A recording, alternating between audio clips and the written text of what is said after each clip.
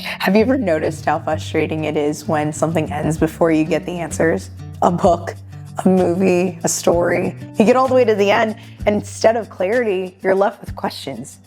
And I think that gets us more than we realize, because we like knowing where things are headed. We like resolution, we like certainty. It's the unknown that makes us uncomfortable. Have you ever felt that? Hey, I'm Shannon, and this is the Before You Go podcast, a few minutes of truth for the road ahead. If I'm being honest, I don't always struggle with trusting God.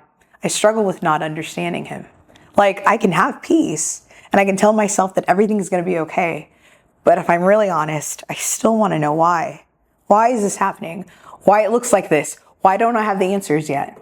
You know, I have a 3-year-old, and she asks questions about everything all the time. And I love that. I want her to learn, and I want her to understand, and I want her to grow. So most of the time I answer her. I explain things and I walk through things with her.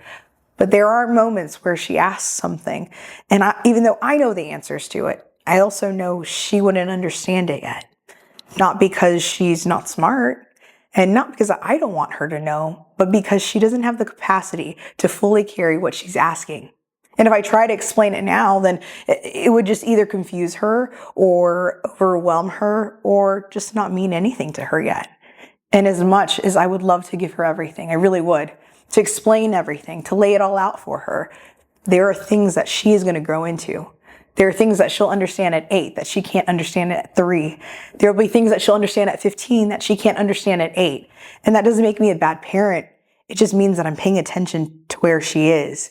And I had this moment where I thought, what if that's how God is with me? What if the reason I don't have all the answers yet isn't because He's distant, and it's not because He doesn't care, but because I'm not ready to carry it yet? Because I'm still growing and I'm still learning and I'm still developing the capacity to understand it.